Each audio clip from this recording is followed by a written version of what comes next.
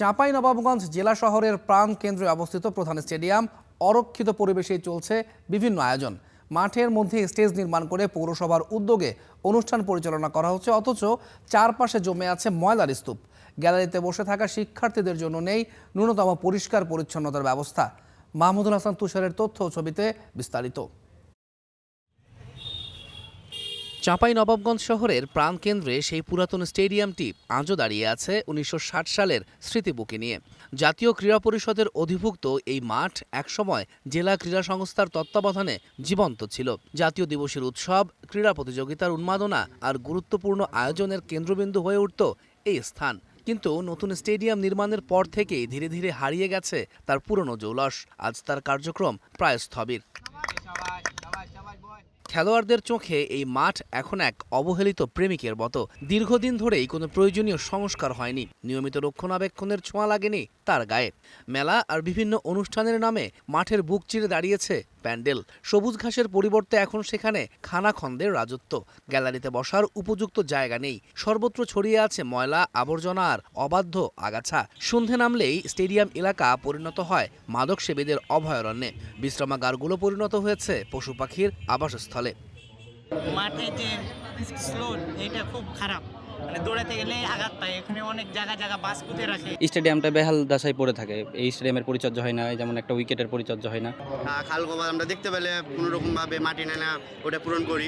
আবার কতগুলো থেকে যায়, আমাদের প্লেয়াররা ইনজুরি হয়। মেলা টেলা করেছে, উইকেটটা করে রেখে দিয়েছে, ওটা নষ্ট।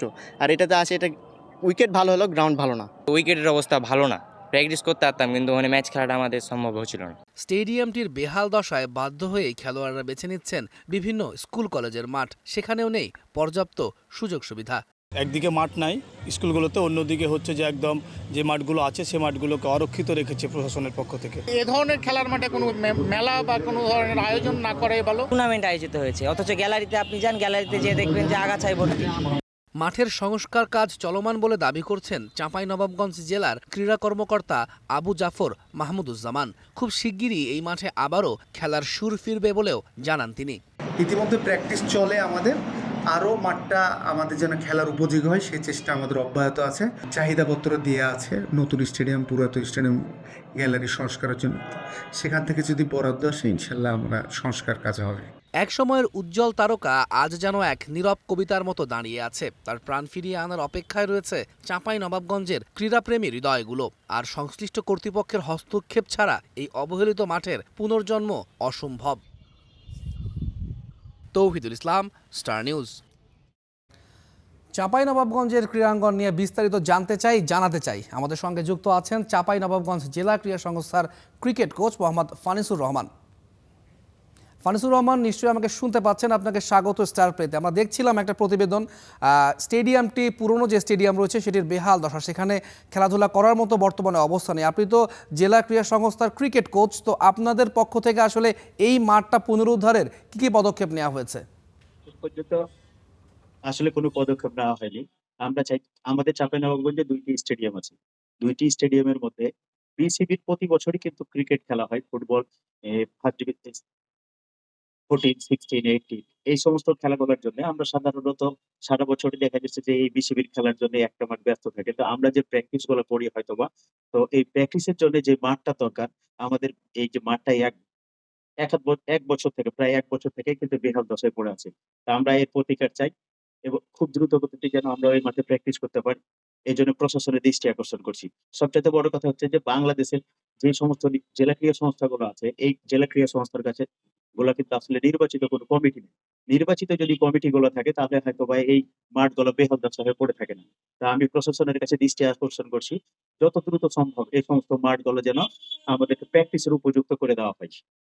রহমান, আপনি প্রশাসনের কথা বলছিলেন, তাদের কাছে প্রতিকার চাচ্ছেন, কিন্তু আমরা যতটুকু জানতে পেরেছি আসলে পৌরসভা থেকে, মানে প্রশাসনের পক্ষ থেকে কিন্তু মাঠগুলোতে বিভিন্ন ধরনের মেলার আয়োজন করা হচ্ছে, বিভিন্ন ধরনের অনুষ্ঠান করা হচ্ছে। সেই ক্ষেত্রে আপনাদের পক্ষ থেকে তাদেরকে কখনো এই বিষয়ে পরামর্শ কিংবা বাধা দেওয়ার চেষ্টা করেছেন কিনা? না, আমরা তো সাধারণত দেখেন আমরা খেলাধুলার সঙ্গে জড়িত। আমরা তো প্রশাসনকে বলতে পারি, কিন্তু আমরা তো চাপ দিতে পারি না। যখন নির্বাচিত একটা কমিটি থাকবে তখন ওই কমিটির আন্ডারেই দেখা যাচ্ছে মাঠগুলো পরিচালনা হবে। কিন্তু নির্বাচিত কমিটি যদি না থাকে তাহলে তো এই মাঠগুলো প্রশাসনেরই দেখাশোনার দায়িত্ব। এই প্রশাসনের কাছে আমি আসলে আবার বলছি যে আমরা যেন এর প্রতিকার পাই এবং প্রশাসনের কাছে এই এর প্রতিকার চাইছি আমরা, এবং আমরা মাঠগুলা খেলাধুলার উপযুক্ত করতে বলছি। যেমনটা বলছিলেন যে বয়স ভিত্তিক লিগগুলো রেগুলার চলছে আপনাদের ওখানে এবং সে কারণে আপনারা প্র্যাকটিস করতে পারছেন না, কিন্তু জেলা লিগ যেগুলো হওয়ার কথা ছিল সেগুলো কি নিয়মিত হচ্ছে? না, এটা তো দেখেন বিগত সরকারের আমলে যখন ৫ই আগস্টের পর বিগত সরকারের আমলে আমাদের চাঁপাইনবাবগঞ্জে ১ বছরের জন্য একটা নির্বাচিত কমিটি ছিল। ওই নির্বাচিত কমিটির মাধ্যমে কিন্তু আমরা বিভিন্ন ধরনের ফুটবল, ক্রিকেট, হ্যান্ডবল এই ধরনের লিগগুলা আমরা পেয়েছিলাম। কিন্তু ১ বছরের মাথায় এই ৫ই আগস্টের পরে আমাদের ওই কমিটি বিলুপ্ত ঘোষণা করে। বিলুপ্তি ঘোষণা করার পরে অ্যাড হক কমিটি। এই অ্যাড হক কমিটি আবার ১ বছর থাকলো, আবার অ্যাড হক কমিটি বিলুপ্ত, আবার নতুন করে অ্যাড হক কমিটি। এই অ্যাড হক কমিটির আসলে মাধ্যমে জেলা ক্রীড়া সংস্থার খেলাগুলো হয় না। তো আমরা দ্রুত চাই যে চাঁপাইনবাবগঞ্জ জেলা ক্রীড়া সংস্থার নির্বাচন এবং একটা নির্বাচিত কমিটি। নির্বাচিত কমিটি যদি আসে তাহলেই কিন্তু আমরা খেলাধুলাগুলো সামনের দিকে পাবো ইনশাআল্লাহ। আমরা চাঁপাইনবাবগঞ্জে দেখেন সারা বছরই আমরা কিন্তু প্র্যাকটিসের মধ্যে থাকি। ফুটবল, ক্রিকেট, হ্যান্ডবল সব ধরনের প্র্যাকটিস করছি। কিন্তু আমরা যদি ম্যাচ না খেলতে পারি তাহলে তো আমাদের খুব একটা লাভ হবে না। তো আমরা দ্রুত গতিতে ম্যাচ চাই এবং একটা নির্বাচিত কমিটি চাই। জনাব ফানিসুর রহমান, আপনাকে অসংখ্য ধন্যবাদ আমাদের সঙ্গে যুক্ত হওয়ার জন্য। আপনার মতো আমাদেরও প্রত্যাশা জেলা পর্যায়ে আসলে যে স্টেডিয়ামগুলো রয়েছে সেগুলোর সংস্কার হবে, আপনাদের যে চাহিদা সেই অনুযায়ী আপনারা ম্যাচ পাবেন, খেলা পাবেন। আপনাকে আবারও ধন্যবাদ জানাই আমাদের সঙ্গে যুক্ত হওয়ার জন্য।